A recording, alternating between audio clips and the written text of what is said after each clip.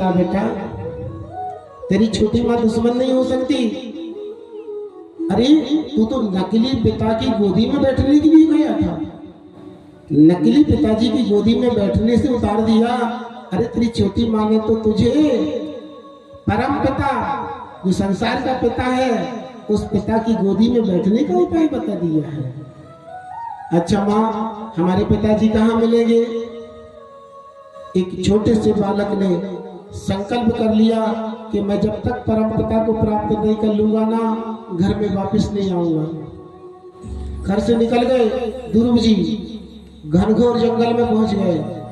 ढूंढ रहे हैं, इससे पूछ रहे हैं, उससे पूछ रहे हैं, आपने भगवान को देखा है क्या? भगवान कहाँ मिलेंगे? ऐसे घनघोर जंगल में जहां बड़े बड़े वेदस्वी, बड़े बड़े तपस्वी, बड़े बड़े संत, बड़े बड़े अगला, बड़े बड़े पगला, जिसमें तपस्या कर रहे थे बैठे हुए, उस जंगल में, घनघोर जंगल में आज ध्रुव जी भटक रहे हैं। उसी समय महाराज नारद जी ने देखा एक नन्हा सा बालक छोटी मां के क्रोध से परमात्मा को प्राप्त करने के लिए घनघोर जंगल में आ गया। नारद जी आए, नारद जी ने समझाया, बेटी क्या बात है, कौन हो तुम, कहाँ जा रहे हो? नारद जी को ध्रुव जी ने सारी बात बताई। महात्मा जी क्या बताएं, आप हमें क्या भगवान का पता बताओगे? हम भगवान से मिलने के लिए आए हैं, क्या भगवान हमको मिलेंगे? कहाँ रहते हैं, कहाँ मिलेंगे? उनका कोई पता है कि आपके पास में? नारद जी ने कहा, बाहरे धन्य रे छत्री, एक छोटा सा बच्चा भगवान को ढूंढने के लिए आ गया। देखो बेटा, नारद जी ने समझाया, देखो बेटा, इस जंगल में बड़े बड़े साधु संत महात्मा हजारों वर्ष से तपस्या कर रहे हैं, उनको भगवान की प्राप्ति नहीं भई। इसलिए बेटा, नारद जी जानते थे छोटा सा बच्चा है, आज माँ ने डांट दिया तो जंगल भाग के आ गया, कल माँ की याद आएगी तो फिर वापस चला जाएगा। इसलिए कहते, देखो बेटा, ये बात ठीक नहीं है, जाओ मम्मी पापा के साथ में घर में रहना। ध्रुव जी ने कहा, महात्मा जी आपको भगवान का पता मालूम हो तो बताओ, नहीं तो आप भी अपना रास्ता नापो। नारद जी ने कहा, बालक तो उच्च कोटि का है। अब नारद जी के मन में विचार ये आ रहा था कि कुछ मरकट बंदारी होते हैं, मरकट बैरागी होते हैं ना, थोड़ी सी घर में भाई खटपट कि चल बाबा के मठ पर। घर में जब गुस्सा आती तो निकल जाती तिल मिला के, अब तो इस घर में आने नहीं, दोबारा रहने नहीं, मैं तो निकल जाऊंगा, मैं तो साधु बन जाऊंगा, मैं तो संत बन जाऊंगा। यही तिल मिला के निकल गए।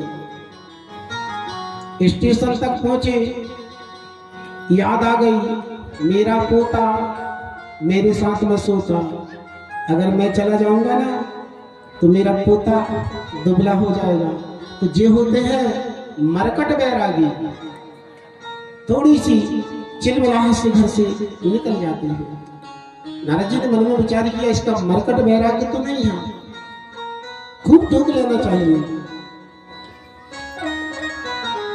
जब नारद जी ने देखा, देखो जीवन में ध्यान रखना एक बात का, जिनको संत मिल जाते हैं, जिनको नारद जी मिल जाते हैं ना, उनको 100% भगवान मिलते हैं, इस बात में नो डाउट, शंका नहीं करना, उनको भगवान अवश्य मिलेंगे।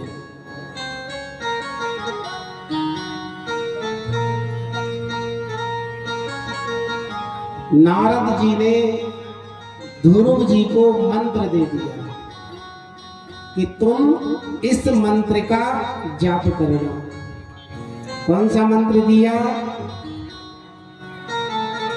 जिसका हम कीर्तन भी कर सकते हैं और जिसका हम भजन भी कर सकते हैं और जिस मंत्र का हम माला भी कर सकते हैं।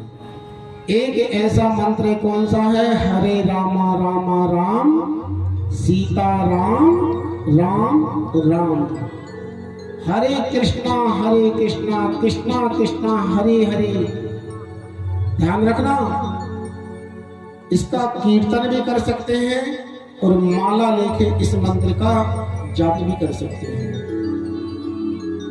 ध्रुव जी को नारद जी ने मंत्र दे दिया। यहां ध्रुव जी आ गए मथुरा के टीले पर, यमुना स्नान किया और यमुना स्नान करने के बाद में बैठ गए। तत्यात गच्छ भद्रमते यमुनायस्य तटे शुचि पुण्यम मधुबनम यत्रम सन्निधम नित्यता हरिः। वो मथुरापुरी जहां पर बड़े बड़े देवी देवताओं का अवतार हुआ, उस स्थान पर आ गए और ध्रुव जी ने संकल्प किया, यहाँ बैठकर मैं इस मंत्र का जाप करूंगा। और जाप करने के लिए बैठ गए। मोक्षदायिनी परमपुरी मथुरापुरी में जाकर यमुना स्नान करके भजन करने के लिए बैठ गए। गुरु मंत्र देकर संकल्प कर लिया, तिरात्रांते त्रात्रांते तिरात्रांते कथम भद्रासनः।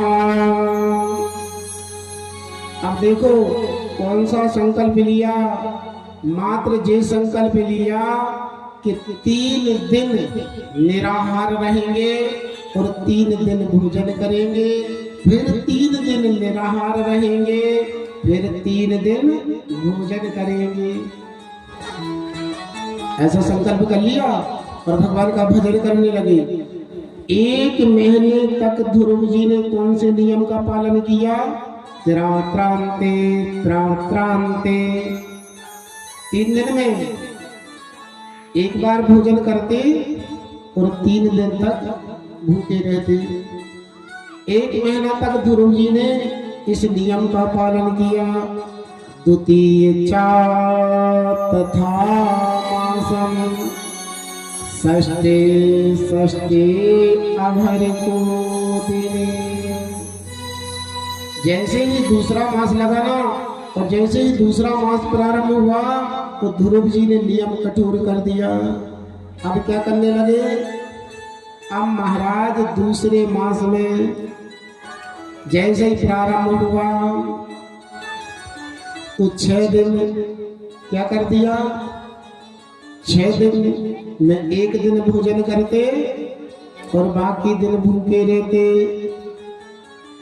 और जैसे ही तीसरा मास लगा, नमे नमे आहिने। अब 9 दिन में एक बार खाने लगे और बाकी दिन उपवास रहने लगे। चतुर्थम वैमासम द्वादशे द्वादशे अहिम। जैसे ही चौथा मास प्रारंभ हुआ, इनने संकल्प किया अब 12 दिन में एक बार भोजन करते।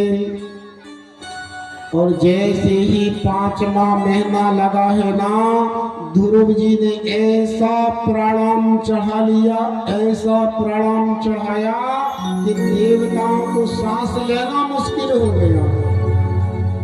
ऐसा प्राणायाम चढ़ा लिया, सारे देवता भागे भागे भगवान नारायण के पास में पहुंचे। नभम विदामो भगवान प्राणरूधम चराचर सिखिल सत्य धामिनः। विदे तन्नो ब्रजनाद विबोध प्राप्ता वयं त्यं शरण्यं शरण्यं।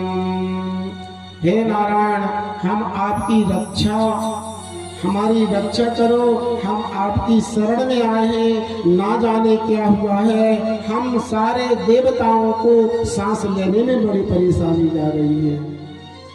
उसी समय भगवान समझ गए एक नन्हा सा बालक जंगल में बैठ के भगवान की आराधना कर रहा है। और उस आराधना को करते करते ध्रुव जी ने भगवान नारायण की झांकी अपने हृदय में विराजमान कर ली और आंख बंद करके बैठे हैं।